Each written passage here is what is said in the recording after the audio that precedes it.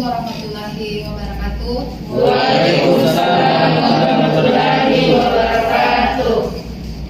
Syukur kita panjatkan kehadirat Allah Subhanahu wa taala karena pada pagi hari ini kita masih diberikan kesehatan dan kesempatan untuk bisa mengikuti perkuliahan kita dengan materi yang baru. Mudah-mudahan ada dari semuanya dalam keadaan sehat walafiat dalam menjalankan perkuliahan kita hari ini dan kedepannya. Materi yang akan Ibu bawakan ini adalah salah satu materi dalam manajemen sumber daya manusia, dan ini adalah materi yang sangat penting ya, karena berhubungan dengan hajat hidup individu dan orang banyak ya, yaitu kompensasi. Jadi kompensasi kita harus tahu dulu ya apa dari pengertian kompensasi itu sendiri. Jadi kompensasi itu semua pendapatan yang berbentuk uang atau barang langsung atau tidak langsung yang diterima karyawan sebagai imbalan atas jasa yang diberikan kepada perusahaan. Dan kompensasi itu merupakan timbal balik dari pekerjaan mereka. Jadi ada feedbacknya ya. Jadi kalau kita sudah melaksanakan hak kita, pastinya juga kita menuntut apa yang menjadi, kita sudah melaksanakan kewajiban kita, pastinya kita akan menuntut apa yang menjadi hak kita sebagai karyawan. Nah, itulah kompensasi yang diberikan. Macam-macam kompensasinya nanti akan kita bahas di sini ya. Ada beberapa konsep dalam kompensasi. Yang pertama itu namanya gaji. Gaji itu balas jasa yang dibayar secara periodik kepada karyawan tetap. Secara periodik berarti secara berkala ya, bisa setiap bulan ya, bisa di awal bulan, bisa di tahun, di awal bulan, di bulan atau di pertengahan bulan ya, tergantung dari perusahaan. Sistem penggajiannya itu periodiknya yang seperti apa. Lalu ada namanya balas jasa. Jadi balas jasa itu dalam bentuk uang yang diterima karyawan sebagai konsekuensi dari kedudukannya sebagai seorang karyawan yang memberikan sumbangan tenaga dan pikiran dalam mencapai tujuan perusahaan. Jadi kita memberikan balas jasa, gaji itu dan balas jasa diberikan oleh perusahaan kepada kita atas sumbangan tenaga dan pikiran yang sudah kita berikan kepada perusahaan. Dan namanya upah. Kalau upah itu berarti balas jasa yang dibayarkan kepada pekerja harian. Ada namanya kita bilang upah harian, ada namanya upah mingguan ya, gitu. Berpedoman pada perjanjian yang disepakati. Jadi ada perjanjian yang disepakati antara karyawan dengan perusahaan ya. Kemudian imbalan finansial langsung yang dibayarkan kepada karyawan berdasarkan jam kerja, jumlah barang yang dikasihkan atas banyaknya pelayanan yang diberikan. Jadi biasanya juga dihitung berdasarkan berapa jam kita bekerja ya. Ada biasanya juga namanya part timer ya, tenaga part timer, tenaga paruh waktu. Jadi dilihat berapa jam kita bekerja, upahnya itu berdasarkan pada itu ya, jam kerja kita ya. Kemudian jumlah barang, jadi ada juga berapa banyak jumlah barang yang kita hasilkan, berapa banyak atau pelayanan kita ya. Misalnya kalau kita ke toko itu kan biasanya kalau semakin banyak customer kita yang mau beli, biasanya kita akan mendapatkan bonus ya, mendapatkan reward dari toko ya. Berarti pelayanan kita bagus. Kenapa? Karena banyak orang yang tertarik untuk membeli produk yang kita tawarkan ya. Biasanya ada seperti itu. Kalau semakin banyak yang dia ini, berarti nanti akan dijanjikan dikasih bonus sama toko ya. Itu juga sebagai penyemangat ya dari karyawan itu. Kemudian ada namanya upah insentif ya. Jadi insentif itu tambahan ya, yang diberikan kepada karyawan tertentu yang prestasinya di atas prestasi standar. Jadi biasanya diberikan insentif tambahan ya. Biasa kita mendengar insentif tambahan diberikan karena dia memberikan mungkin pada saat itu kinerjanya bagus, loyalitasnya bagus ya, Terus bekerja itu sudah di luar jam kerja, ada lemburnya, sehingga diberikanlah balas jasa oleh perusahaan yang insentif tambahan namanya. Kemudian ada namanya imbalan langsung. Jadi dibayarkan kepada karyawan karena kinerjanya melebihi standar yang ditentukan. Biasa disebut kompensasi berdasarkan kinerja. Kalau kita sekarang ini PNS, ASN itu ada namanya tunjangan kinerja. Kalau dulu disebut booking. Nah, tunjangan kinerja ini dilihat basis kinerja, dilihat bagaimana kinerja pegawai yang bersangkutan itu selama satu bulan itu ya. Apakah dia disiplinnya bagus, jam kerjanya bagus, jam masuknya, jam pulangnya bagus ya. Terus bagaimana dengan prestasi kerjanya, loyalitasnya, itu semuanya dinilai. Nah, itu biasanya diberikan juga imbalan langsung atau tunjangan kinerja. Kemudian benefit dan service.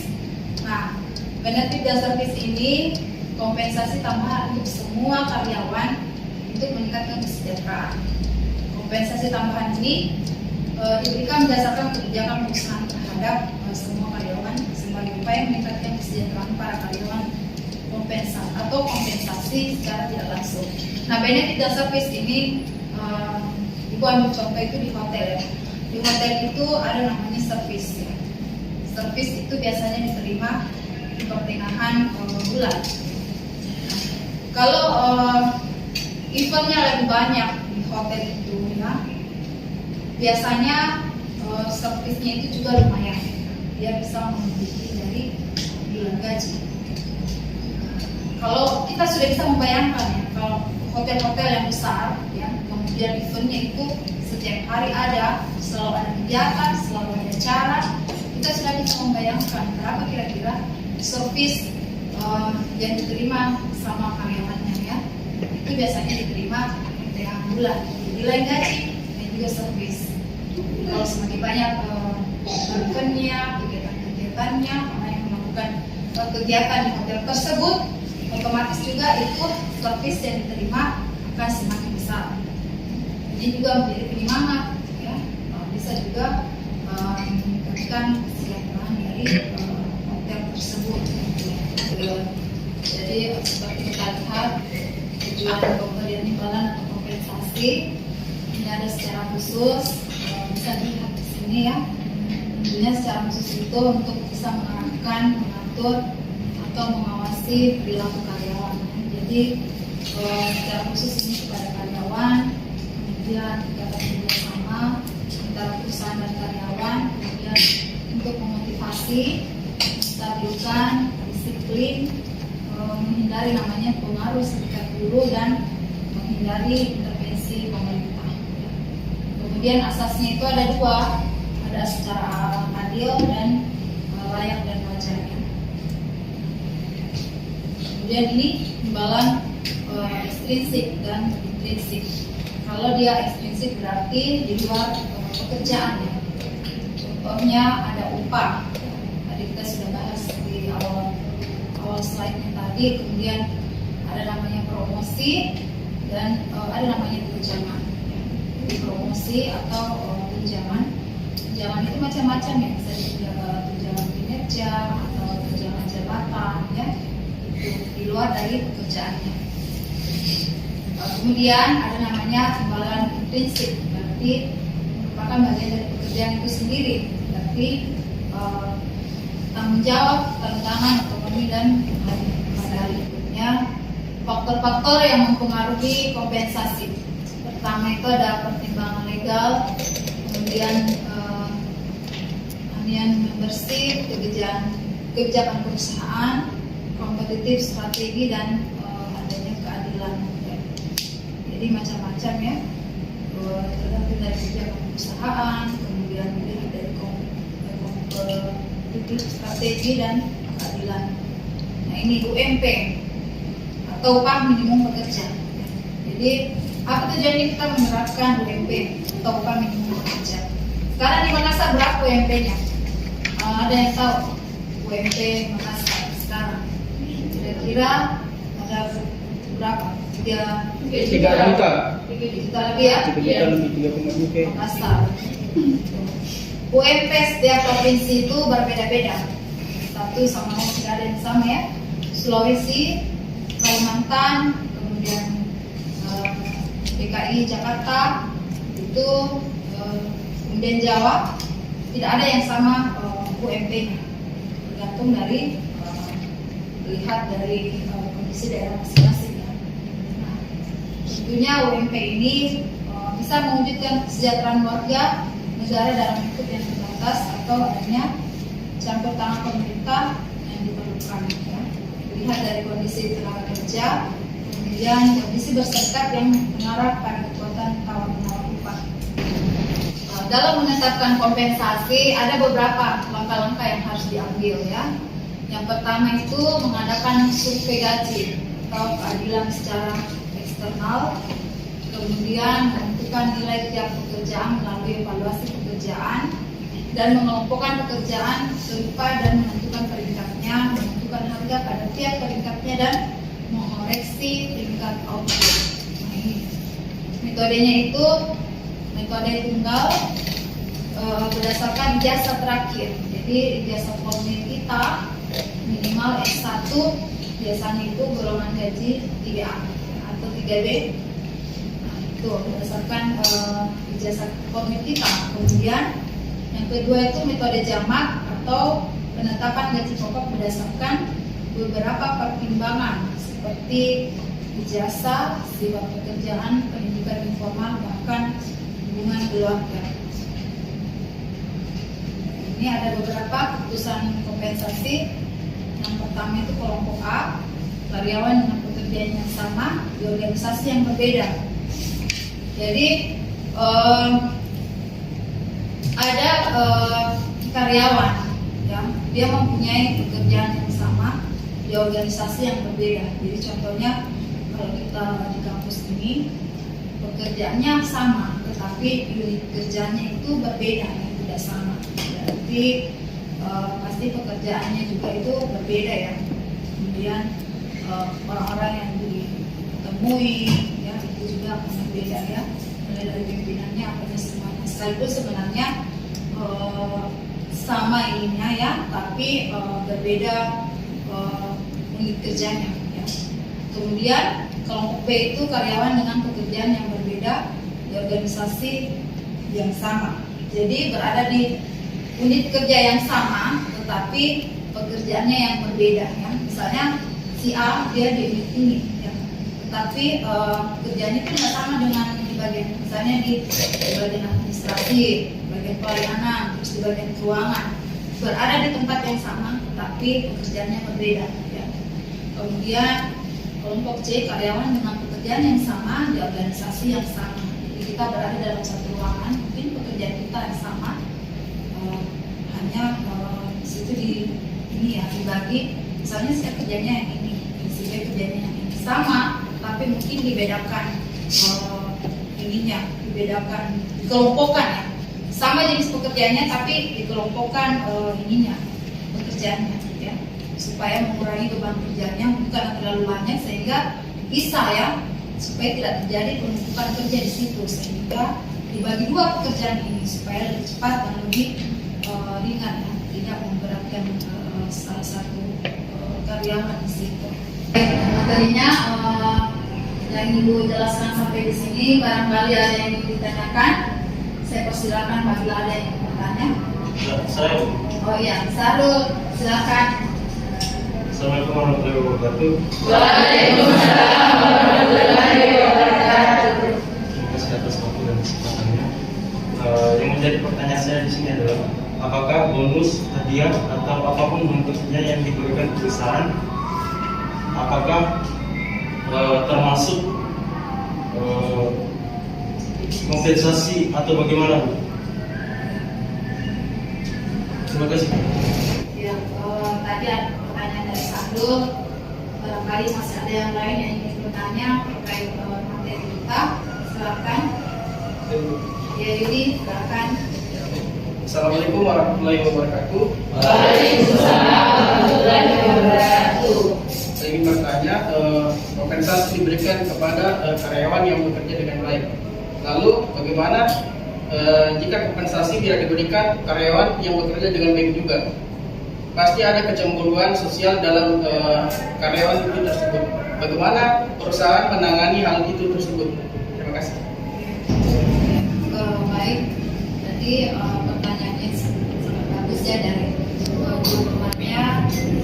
Dari pertanyaan dari Sampul, apakah bonus, reward atau apapun itu semuanya masuk dalam kompensasi? Iya ya.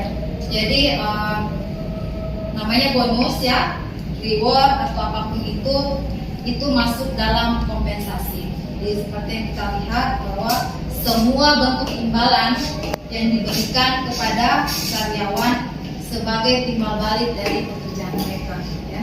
Jadi perusahaan memberikan bonus kepada karyawan atau pegawai itu yang bersangkutan karena ada beberapa pertimbangan, mungkin pekerjaannya bagus ya, kemudian kinerjanya bagus dan lain-lain, sehingga perusahaan menganggap bahwa perlu memberikan insentif tambahan ya, atau bonus kepada karyawan yang bersangkutan ya, seperti itu ya. Iya, Bu. Kemudian tadi dari Yudi, bagaimana dengan karyawan kalau bermasalah? Apakah tetap diberikan gaji seperti dengan karyawan-karyawan lain? Jadi kita ini dulu bahwa ada hak dan ada kewajibannya. Apabila ada karyawan seperti itu, ya, ada bagian yang khusus yang menangani itu, ya. Ada bagian yang khusus menilai dari kinerja karyawan tersebut, ya. Biasanya ada diberikan punishment ya, diberikan hukuman kepada karyawan yang bersangkutan ya. Dilihat dulu kesalahannya itu dari segi apa ya. Contohnya mungkin dari segi keterlambatan ya. Dia sering datang terlambat ke kantor. Dia bisa diberikan punishment berupa pemotongan gaji ya. Nah, nantinya kalau diterima gaji, kemudian karyawan yang bersangkutan bertanya, kenapa gaji saya segini? Dan diberikan kepada dirinya bagaimana kinerjanya selama 1 bulan ini ya. Apakah dia datangnya selalu telat, datangnya tepat waktu ya, seperti itu. Terus bagaimana dengan tanggung jawab dia dalam pekerjaannya, apakah dia bisa menyelesaikannya dengan baik? Tentunya itu semua menjadi dasar dari bagian penggajian ya, atau yang berwenang di perusahaan, sehingga ada hal-hal tertentu yang membuat dia tidak menerima gaji yang seperti yang diterima oleh pegawai-pegawai yang rajin, yang berprestasi ya. Kemudian selain itu apalagi kira-kira yang bisa diberikan kepada karyawan yang bersangkutan? Bisa saja diberikan peringatan ya. Nah, peringatan itu bertahap, tidak langsung kita memberikannya langsung penalti ya. Ada beberapa tahap ya. Bisa kita berikan surat peringatan dulu. Surat peringatan juga itu ada tingkatannya.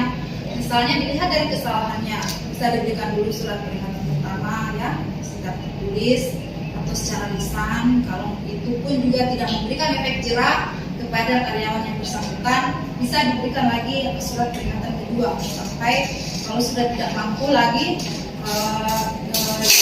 istilahnya bahwa karyawan yang bersangkutan ini sudah tidak mampu lagi untuk diberikan pengarahan atau apa, maka diberikanlah surat peringatan ketiga dan peringatan terakhir dari perusahaan. Kembali lagi ke diri kita, bagaimana kalau kita sebagai pemilik, sebagai owner dan mempunyai karyawan yang bermasalah? Pasti itu juga menjadi masalah bagi perusahaan kita ya. Tentunya kita perusahaan mau pegawai yang bagus ya kinerjanya. Kenapa? Karena kalau karyawan itu bagus, otomatis dia bisa menjalankan atau melaksanakan tugas dan pekerjaannya dengan baik. Seperti itu ya Yudi. Baik, kita lanjut ke sistem kompensasi. Jadi sistem kita ada sistem waktu.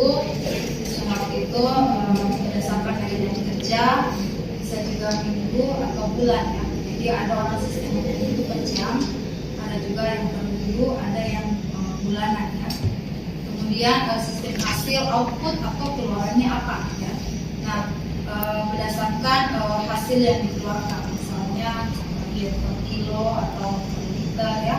Kebaikan dari adanya hasil yang output ini, kebaikan itu bisa memotivasi karyawan. Kenapa? Karena sudah ada hasil output yang dihasilkan oleh hasil kerjanya yang sudah kelihatan. Misalnya kalau dia staf administrasi atau keuangan ya, kemudian dia sudah menyelesaikan pekerjaannya, sudah menggaji pegawai tepat waktunya, berarti ada hasil, ada output yang sudah dicapai dari pekerjaannya atau tanggung jawabnya. Kemudian kelemahannya kalau dia dari segi barang, terkadang kualitas barang itu sering terabaikan. Mungkin dari kualitasnya ke warnanya masih ada yang terabaikan. Kemudian ada sistem borongan. Nah, ini sistem borongan biasa kita lihat bahwa pekerjaannya itu menggunakan metode borongan yang diborong. Ya. Jadi kolektif satu kali ini. Nah, dengan sistem borongan ini pembagiannya itu dilihat dari volume pekerjaan, berapa banyak pekerjaan yang dihasilkan dan berapa lama dikerjakan. Biasanya kayak perumahan itu kan dia sistemnya borongan ya. Nah itu dilihat berapa lama dikerjakan, dikasih target ya sama perusahaan atau developer, jangan terlalu lama ya, karena biasanya customer itu atau konsumen itu tidak suka menunggu terlalu lama ya. Kemudian berapa banyak yang bisa, berapa unit yang bisa dihasilkan untuk jangka waktu tertentu, dan apakah dia bisa menyelesaikan tepat waktu atau tidak ya. Nah, besar kecilnya kompensasinya itu tergantung pada kecermatan kalkulasi yang dilakukan ya. Jadi kalau dia bisa menyelesaikan pekerjaan tepat waktu, pasti juga artinya kalkulasi yang atau target yang dicapai itu bisa sesuai ya. Nah, ini ada beberapa yang mempengaruhi dari kompensasi. Yang pertama ada penawaran dan permintaan tenaga kerja, itu sudah pasti ya. Pasti ada permintaan dan pasti ada penawaran dari perusahaan-perusahaan. Seperti contohnya kemarin yang diadakan bursa kerja Universitas Hasanuddin Unhas ya, itu kemarin itu luar biasa peminatnya dan pendaftarnya sangat banyak. Itu ada beberapa perusahaan besar yang mendaftar di situ, di exhibition itu, di pameran itu ya. Di situ ada penawaran kerja ya. Dan ada juga yang langsung walk-in interview, langsung wawancara di tempat. Jadi kita memasukkan lamaran kita, kurikulum vitae kita ya, lihat langsung sama perusahaan ya. Kemudian langsung melakukan wawancara di tempat ya. Nah, biasanya kalau perusahaan berminat atau apa itu biasanya akan langsung dihubungi ya. Atau tertarik, biasanya pelamar langsung dihubungi atau dijanjikan waktunya kapan kira-kira lagi untuk tes selanjutnya ya. Gitu. Kemudian kemampuan dan ketersediaan perusahaan ya. Jadi dilihat juga dari kemampuan perusahaan ya, kemampuannya, karena finansial ini budgetnya ini luar biasa ya. Jadi harus dilihat kemampuannya, jangan sampai perusahaan tidak mampu menggaji. Kemarin ini kita ada COVID ya, dan masih berlangsung sampai sekarang COVID itu. Nah, pastinya ini dilihat dulu kemampuan dari perusahaan ya. Jangan sampai kita terlalu banyak bisnis dan pemasukan tidak sesuai, bisa mengakibatkan kerugian juga untuk perusahaan, dan ada mungkin operasional tertentu yang tidak bisa didanai oleh perusahaan. Itu dilihat dari kemampuan perusahaan ya. Kemudian serikat buruh, produktivitas pemerintah dengan undang-undang dan kepresnya, ya, hidup, posisi jabatan, pendidikan dan pengalaman karyawan. Biasanya juga itu dilihat dari pengalaman ya. Kalau kita mau tawar-menawar gaji, dilihat dari pengalaman kerja calon karyawan tersebut ya. Ada beberapa perusahaan kalau dia ingin memberikan gaji yang tinggi di atas UMR, biasanya itu dilihat dari pengalaman kerjanya, dilihat dari kurikulum vitae. Kalau dia sudah punya pengalaman di tempat kerja yang sebelumnya ya, dan kinerjanya itu baik, biasanya perusahaan itu tidak akan segan-segan memberikan gaji seperti yang diminta oleh calon pelamar tadi. Dan yang beberapa perusahaan yang tidak tanggung-tanggung memberikan gaji ya. Dan kalau calon pelamar itu merasa dia memiliki kemampuan, dia akan sistem tawar-menawar dalam perusahaan tersebut. Saya mau gaji segini, ya. Apakah perusahaan Bapak sanggup menggaji saya? Badannya kembali ke perusahaan. Kamu sanggup menjalankan nantinya tanggung jawab yang saya berikan. Tidak ada timbal baliknya, ada feedbacknya ya. Seperti itu. Ya, ada memang beberapa perusahaan gajinya itu lumayan tinggi, di atas gaji rata-rata. Baik, kita lanjut. Jadi ada beberapa keputusan menunjukkan kompensasi individual ya. Jadi ini individu dari pelamar dan pekerja ya. Yang pertama itu dilihat dari senioritas ya. Biasanya pegawai atau karyawan yang sudah lama dilihat berapa tahun masa kerjanya, pastinya gajinya itu berbeda dengan pegawai yang masih baru ya. Biasanya juga kalau perusahaan yang menggunakan model ada golongan ya atau pangkat, nah itu kalau dia sudah lama pasti golongannya itu sudah tinggi, jadi gajinya juga sudah tinggi. Berbeda dengan pegawai yang masih baru ya, yang masih pemula pasti gajinya juga tidak sama dengan yang sudah senioritas dan sudah senior yang sudah pengalaman. Kemudian apakah dia sudah menikah atau masih single, itu biasanya beda. Kalau dia sudah menikah, pastinya ada namanya tunjangan keluarga, biasanya ada tunjangan anak dan istri kalau suami, itu sebaliknya ya. Nah, kalau dia masih single, pastinya juga berbeda, dia tidak ada tunjangan keluarga karena dia masih statusnya itu masih single ya, atau masih sendiri belum menikah. Nah ini kompensasi individual dalam pengalaman, keterampilan dan kinerja, kemudian dengan adanya senioritas ya, diharapkan bahwa kinerjanya itu bisa lebih tinggi atau kedua-duanya diharapkan mendapatkan gaji. Jadi sekalipun dia senioritas, tetap dia harus menunjukkan kinerja yang baik ya. Nah ini slide terakhir ya, kedua dan terakhir, menghargai pekerjaan manajerial dan profesional ya. Jadi kita harus bekerja itu secara profesional ya. Sekalipun kita masih pemula, jangan mau kalah dengan yang sudah senior ya. Harus kita menunjukkan kemampuan kita ya, keahlian kita bahwa kita mampu ya, supaya kedepannya perusahaan itu akan mempertimbangkan kalau apakah kontrak kita akan diperpanjang atau naik ininya statusnya bukan lagi menjadi pegawai kontrak tetapi pegawai tetap, karena kita memiliki kinerja yang baik. Tidak menutup kemungkinan sekalipun kita masih baru terus ada promosi jabatan, kita bisa dipromosikan di jabatan tersebut. Kenapa? Karena ada beberapa pertimbangan dan penilaian yang diberikan oleh perusahaan ya. Kemudian mengevaluasi ya, kita mengevaluasi pekerjaan itu, kemudian dia dibayarkan sesuai dengan kemampuan dan pekerjaan itu memang kompleks ya dan banyak, tapi prinsipnya jangan suka membandingkan apa yang kita dapatkan dengan orang lain karena terkadang itu akan menunjukkan kecemburuan ya. Tapi menunjukkan prestasi kita, menunjukkan kemampuan kita. Kalau kita ingin mendapatkan insentif gaji yang sesuai, maka tunjukkan prestasi kita ya. Jangan hanya menunjukkan rasa kecemburuan kepada mitra kerja kita, teman kerja kita, tapi kita tidak menunjukkan atau dengan prestasi kerja kita ya. Ini ada quotes motivasi ya. Jadilah yang terbaik ya. Jadi ibu ambil kutip dari salah satu ini. Kalau kita belajar mata kuliah manajemen sumber daya manusia, berarti memang kental juga dengan yang berbau namanya motivasi ya. Ada juga ininya, pentingnya kita memberikan motivasi kepada diri kita sendiri ya. Nah, ini jadilah yang terbaik ya. Whatever you are, be a good one ya. Ini menurut Abraham Lincoln. Abraham Lincoln ini adalah presiden pertama di Amerika Serikat ya.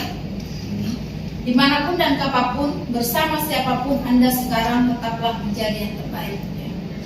Terbaik dalam melaksanakan tugas, terbaik dalam bersikap, dan terbaik dalam menanggapi berbagai persoalan. Jika semua sudah dilakukan, bukan tidak mungkin Anda juga akan mendapatkan hasil yang terbaik. Jadi dimanapun kita berada, kapanpun dan bersama dengan siapapun, kita tetap harus menunjukkan siapa diri kita. Kita harus bisa menunjukkan prestasi kita, kemampuan kita ya. Baik, sekian penjelasan dan materi kita untuk hari ini. Insyaallah kita akan melanjutkan kembali materi topik yang berminat jadi pada pertemuan akan datang ya. Jadi mohon maaf bila ada hal-hal yang kurang berkenan atau